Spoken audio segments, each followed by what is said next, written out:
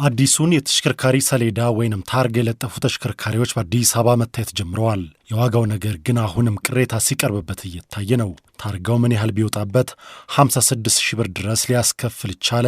ሰሌዳው አንድ አይነት ከሆነስ የመንግስት የግል የነዳጅ የኤሌክትሪክ ብሎስ ለምን መከፋፈል አስፈለገ?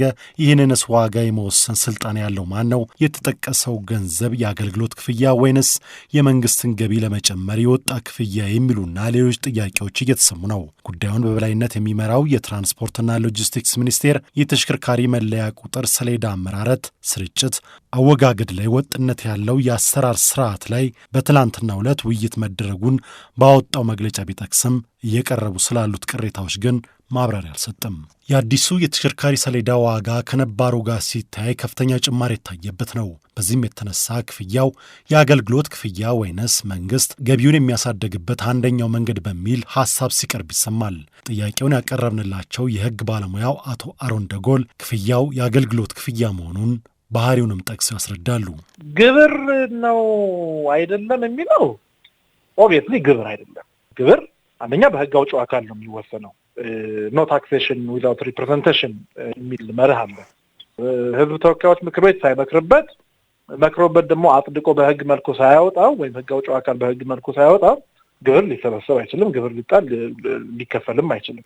ከሰብሳቢው አንጻር፣ ከአሰባሰቡ አንጻር፣ ከመሰረቱ አንጻር፣ ከዓላማው፣ ከግዴታ ደረጃው፣ ከውጤቱ አንጻር ሁለቱ የተለያዩ ናቸው ብሎ መደምደም ይቻላል። ታርጋው በውጭ ሀገር የሚሰራ በሀገር ውስጥ የሚሰራ ታርጋውን ለማሰራት የሚወጣ ወጪ ይኖራል። ኦብቪየስሊ ያንን ወጪ ለመሸፈን ያንን ወጪ ያወጣበትን ከበር ለማድረግ ይሄን ያህል ብሎ ተምኖ የአገልግሎት ክፍያ ሊያስከፍል ይችላል። ይሄ የአገልግሎት ክፍያ ነው። እንግዲህ የአገልግሎት ክፍያው በስቷል አልበዛም፣ ፌር ነው አይደለም፣ ፍትሃዊ ነው አይደለም ብሎ ለማለት ምንድነው ያወጣው ወጪ?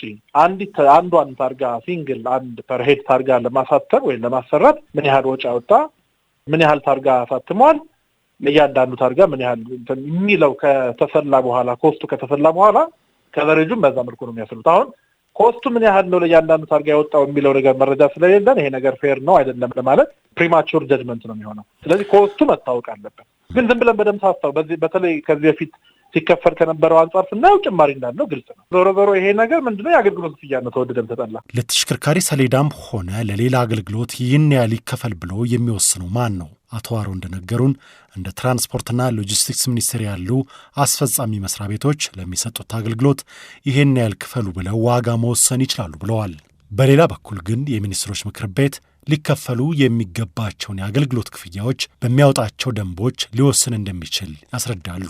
የሚኒስትሮች ምክር ቤት ሊከፈሉ የሚገባቸውንም የአገልግሎት ክፍያዎች ሊወስን ይችላል በደንቡ በሚያወጣው ደንብ ማለት ነው። ስለዚህ ቶታሊ ለአንድ አስፈጻሚ ሚኒስትር መስሪያ ቤት የሚሆን ባለስልጣን የሚሆን በቃ የአገልግሎት ክፍያ ማስከፈል ትችላለህ፣ የራስህን ዋጋ ወስን ተብሎ የሚተውበትም አይነት አይደለም። ኢቭን የአገልግሎት ክፍያም ቢሆን ፌርነሱን ለማስጠበቅ ጫና እንዳይበዛ በህብረተሰቡ ዘንድ ለማድረግ የሚኒስትሮች ምክር ቤት በሚያወጣው ደንብ ሊወስን ይችላል። ስለዚህ ይሄ በዛ መልኩ ተኪዶ ከሆነ ዞሮ በህግ ድጋፍ ያለው ነው። በዛ መልኩ አልተኬደም ከሆነ ደግሞ ምናልባት ቅድም እንዳልኩት ኮስቱን ከበረድ ለማድረግ ግን ይሄ መከራከሪያ ሊቀርብበት ይችላል። ባይዘቦኝ ኮስት ትክክል አይደለም ማለት የወጣው ኮስት ይታወቅና በዛ መሰረት ሪቫሉዌት ይደረግ ብሎ መከራከሪያ ሊቀርብበት ኮምፕሌን ሊቀርብበት ይችላል። ከሪቪው ከሊጋል ስክሩቲኒ ከሊጋል ሪቪው ሊያመልጥ አይችልም። ኮምፕሌኑ ከቀረበና ከበዛ ወደ ጁዲሻሪውም ሊሄድ ይችላል፣ ራሱ ለአስፈጻሚውም ሊቀርብ ይችላል። ይሄ ጉዳይ ይሄ ነገር ፌር አይደለም፣ ስለዚህ እንደገና ይከለስ ብሎ ጥያቄ ቀርቦበት የሚከለስበት ሁኔታ ይኖራል። አንድ ተወስኗልና ፋይናል ነው ማለት አይደለም።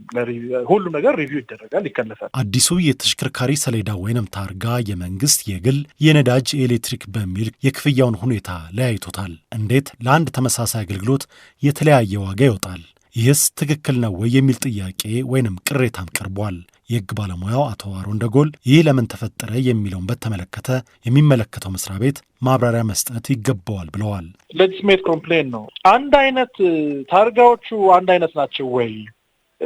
የሰሌዳዎቹ አንድ አይነት ናቸው ወይ? የጥራት ደረጃቸው፣ ጥንካሬያቸው፣ ይዘታቸው፣ የተሰሩበት ማቴሪያል በሙሉ አንድ አይነት ሆኖ ክፍያው ከተለያየና ልዩነቱ ሰፊ ከሆነ ትክክል ነው ይሄ መሆን የለበትም የሚል ኮምፕሌን ሊቀርብ ይችላል።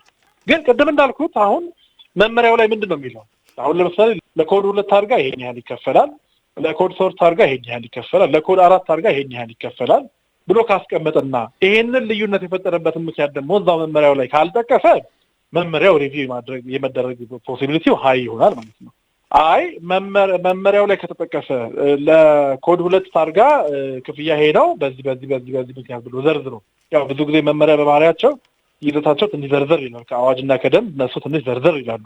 ስለዚህ ምክንያቱን ዘርዝሮ ካቀረበ አይ ምክንያቱ ትክክል አይደለም፣ አዎ ኦፍኮርስ ምክንያት ቀርቧል፣ ግን ምክንያቱ ትክክል አይደለም፣ አሳማኝም አይደለም የሚልም ኮምፕሌን ካለ አሁንም ከሪቪው አያመልጥም፣ ሪቪው ይደረጋል ማለት ነው። ስለዚህ ይሄንን የሚወስነው ፌር ነው አይደለም ብሎ ጀጅ ለማድረግ መጨረሻ ላይ እንደው ሙሉ መረጃ ይዘን ለመከራከር የሚመቸን መመሪያውን ካገኘ ነው። አዲሱ የተሽከርካሪ ሰሌዳ ወይንም ታርጋ መሰጠት ተጀምሯል። የለጠፉ መኪኖችም መታየት ጀምረዋል። ዋጋው ትክክል አይደለም እንደገና ይታይ ቢባል ግን መንገድ አለ ወይ? እንግዲህ አንድ መመሪያ ሲወጣ ምን አይነት ሂደት ተከትሎ ነው መውጣት ያለበት? ኦኬ መመሪያው ከወጣ በኋላ ደግሞ እንዴት ነው የመመሪያ አፈጻጸም መሆን ያለበት፣ እንዴት ነው መከለስ ያለበት የሚለው አዋጁ በዝርዝር ይዟል። ስለዚህ በመመሪያ የተወሰነ ነገር እስከሆነ ድረስ መመሪያው መጀመሪያ ለሕዝብ ቀርቧል ወይ፣ ፐብሊክ ተደርጓል ወይ፣ ተሳትፈውበታል ወይ፣ አስተያየት ሰጥተውበታል ወይ፣ ከዛ በሚኒስትሮች ምክር ቤት ተመዝግቧል ወይ፣ ከዛ በዌብሳይት ይሄ ሁሉ ሂደት አልፎ የወጣ መመሪያ ነው ወይስ አይደለም የሚለው አንድ ጥያቄ ይሆናል። ከዛ መመሪያው ከወጣ በኋላ ደግሞ ኮንቴንቱ ራሱ ይዘቱ ራሱ ኖ ፌር አይደለም፣ በጣም ጫና ያበዛል የሚል ደግሞ መከራከሪያም ካለ አሁንም በዚህ አዋጅ መሰረት የሚከለስበት ሁኔታ። ስለዚህ መመሪያ አለው በዚህ ጉዳይ ላይ ወይስ የለው የሚለው ነገር መጀመሪያ ቼክ እናድርግ። ከዛ ቼክ ተደርጎ በመመሪያ መሰረት የተወሰነ የአገልግሎት ክፍያ ነው ከተባለ ኮንቴንቱን ቻሌንጅ ወደ ማድረግ ይኬዳል ማለት ነው። ስለዚህ ሪቪው የማስደረግ ሂደቱ ሪቪው እንዲደረግ ጥያቄ ማቅረብ ሂደቱ ይሄንን ተከትሎ ይሄዳል ማለት ነው። እንደ ተሽከርካሪው መለያየት እንደሚጠቀመው የኃይል አይነት ከ3550 ብር እስከ 56000 ብር የሚያስከፍለው አዲሱ የተሽከርካሪ ሰሌዳ ለጊዜው የተጀመረው አዲስ መኪና ለሚገዙ ሰዎች ሲሆን ለነባር ተሽከርካሪዎች ወደፊት በሚወጣ የጊዜ ሰሌዳ መሰረት መሰጠት ይጀምራል መባሉ ይታወሳል።